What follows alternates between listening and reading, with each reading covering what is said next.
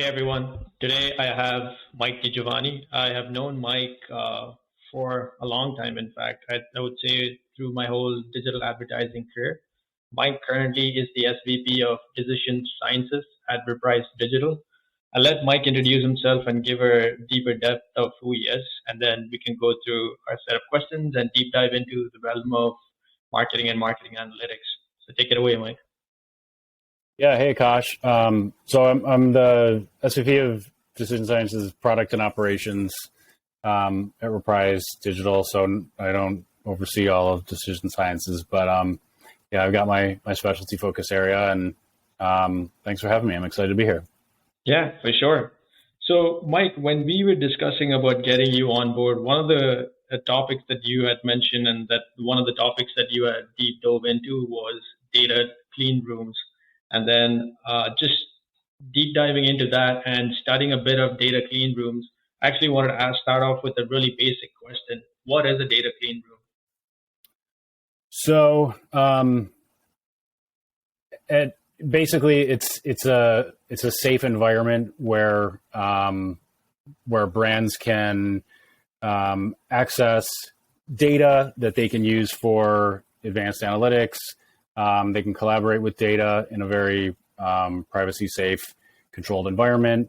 And it's a kind of a controlled ecosystem where there are privacy settings and a lot of features that make it so that the analysis and data collaboration is very powerful, but it's also very safe for brands and users because the limitations of how data can be extracted are, very well controlled. So you're only looking at aggregated outputs. You're never looking at anything at a user level. So you don't have to worry about handling unsafe data.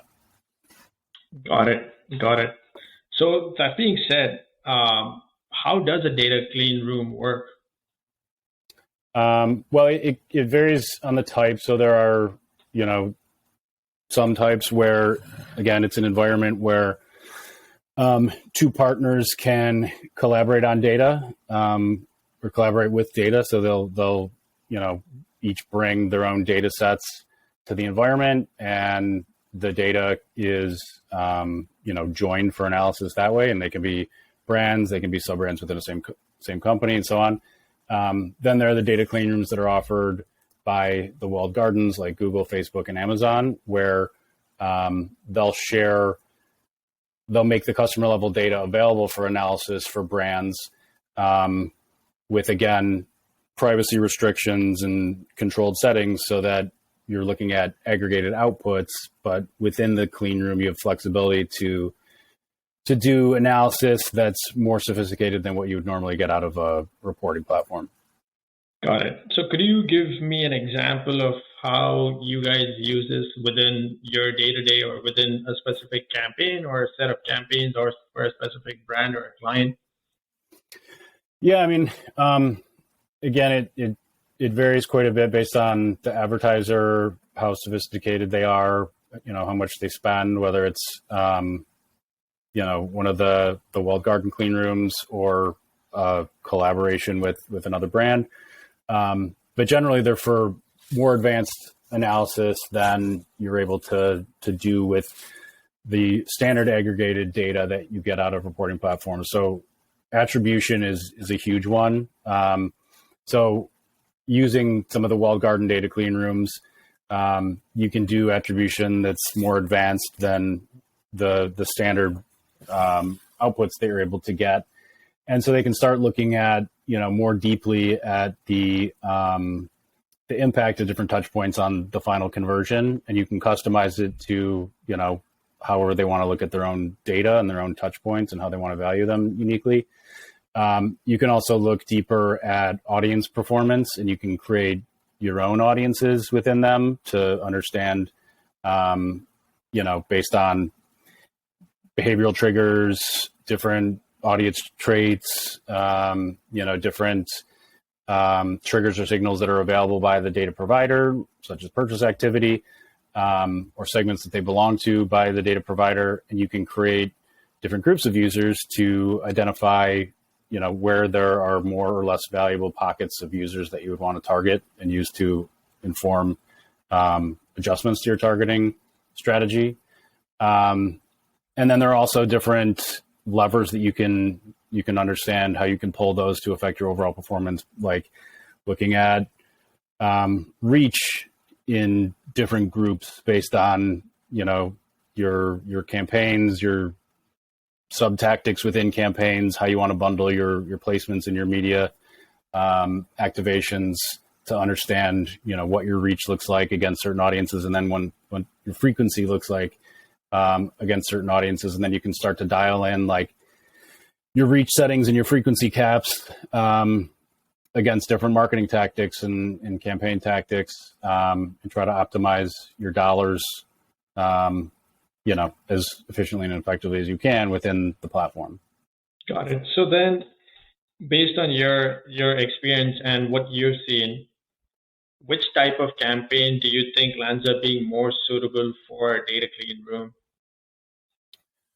I think there are options for all different types of campaigns. How you use the data clean room would vary, quite a bit. And it also depends on your strategy, if you're optimizing for efficiency or effectiveness, right? So, and if it's a say upper versus lower funnel, like if you're optimizing for reach or if you're optimizing for conversion, for example. So, if you're looking at reach and frequency thresholds, for example, you can optimize you can identify the point in your frequency distribution where you start to see declines in your return.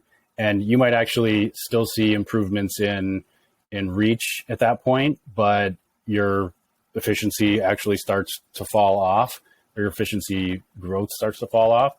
So that would be an area where one brand who's just looking to optimize against straight efficiency, they would say, all right, I'm going to implement this frequency cap. Another brand that's going, purely for a growth strategy, if they're looking for, new customer acquisition, for example, they might want to optimize for reach, and they might want to look at the point where the reach growth really starts to fall off, which might actually be beyond where they see their optimal frequency threshold. So they're willing to tolerate a little bit of that decreased efficiency because they're getting more reach, and that's ultimately their KPI.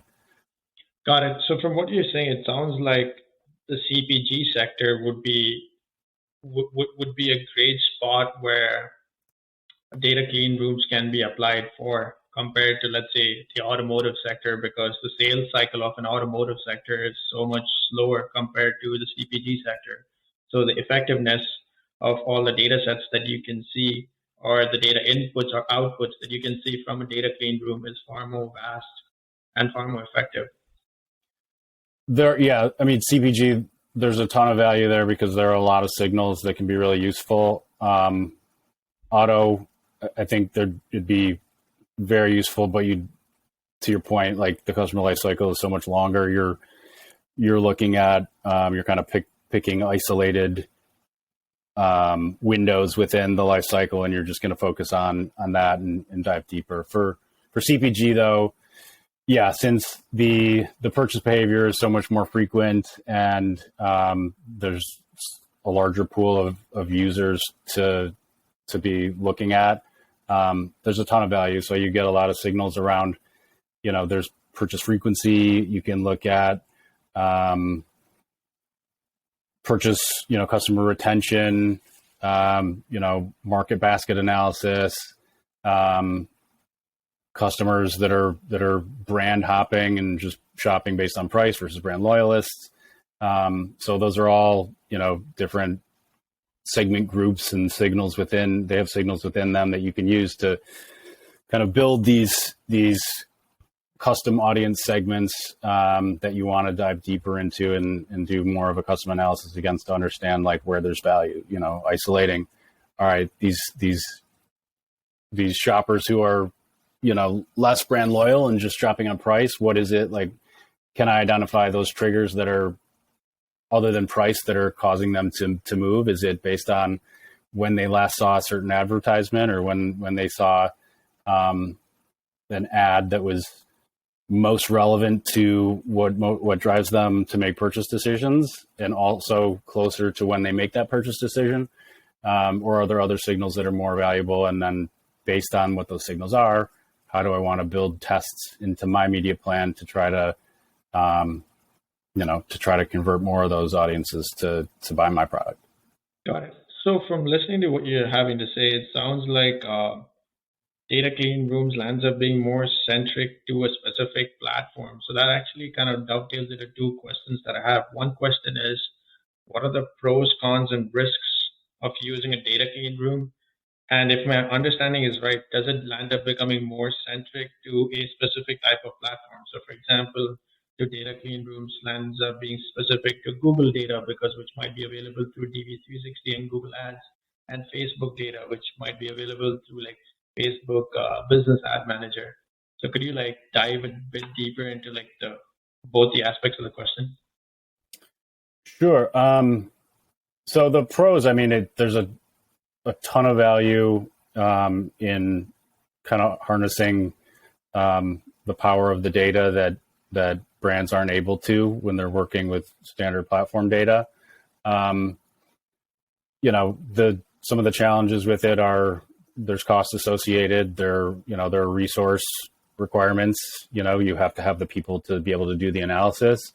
You have to have people to do the analysis, but also people with the skills required, the technical skills required. So you got to have the right technical resources.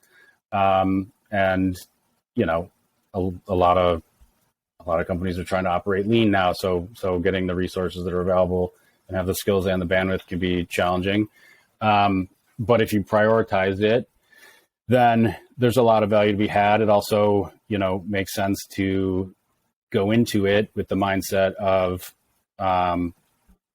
operating, trying to maximize your media dollars and trying to operate a lot more intelligently and being willing to test and to optimize and, be more adaptive and fluid with your data, and try things and be able to say like, yeah, they worked. Okay, let's go on from there, try more or add those to our normal media strategy. Or if they didn't, then learn that that can inform the next test. So, it is a different approach, a different mindset.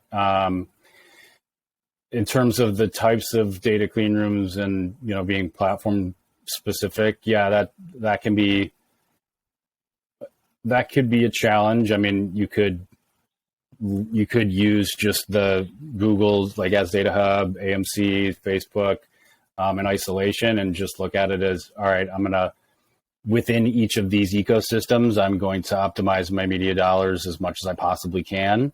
And like, that'll be the extent to which I take it. And that's, further than probably a lot of other brands. But there are ways, I mean, you can also, like some large brands are creating their own data clean rooms where they'll build out their first party data sets to a point where they can start to try to look across, all the touch points, across all the different platforms where they advertise, and see everything holistically. And that's ideally the type of data that everybody would like to have. It's really challenging to get to that point, and it's costly and it's labor intensive and it takes a commitment and, developing a plan that you need to stick to for a while, which,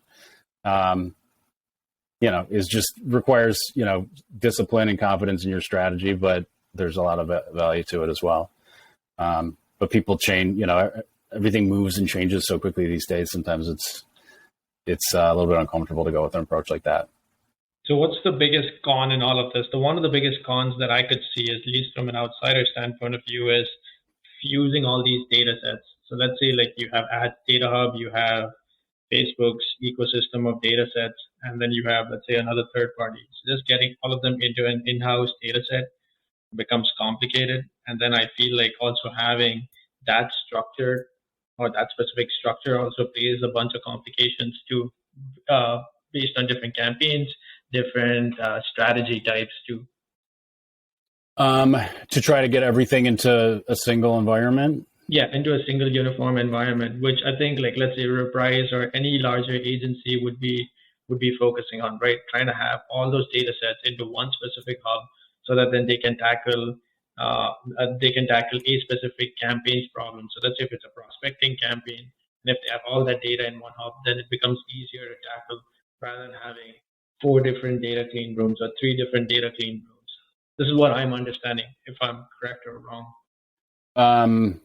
Okay. And sorry, you're saying the con of just focusing on the individual walled garden clean rooms would be limiting versus putting everything together.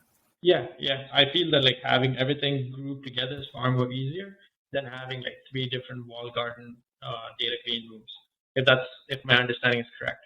Yeah, I mean, ideally everything's together, and it's not like that's not something that, I mean, there are, of course, data solutions that the different advertising companies and holding companies offer. But in terms of clients, I mean, it's a brand by brand strategy.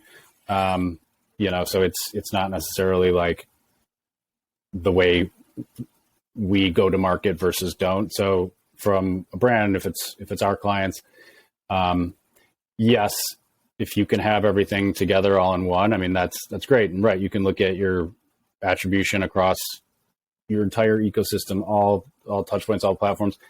That's really, really challenging, and more challenging, nowadays with the like cookie deprecation, everything that's going on that we know about. So it's going to be certain types of brands that are able to do that have that have the data, that have the funding, the resources to take an approach like that. If brands can't for whatever reason, then at least looking and being more intelligent within the individual ecosystems is more valuable than not, and there are ways with, through analysis, to try to piece together insights. If you have consistent audience segmentation strategy, I mean, the signals would vary based on the platform you're working within, but, you can still conduct an analysis, not maybe with unified data, but based on understanding how audiences perform in each of the different environments. You understand what the signals are. You could conduct an analysis to understand, maybe where there's greater value or less value for certain types of audiences. And then, this is where like advanced testing plans start to come into play to try to figure out like, all right, if I can't connect all the data points, I can maybe operate tests in these different environments, and based on how the results vary, that'll give me additional information to try to piece together, how these audiences are,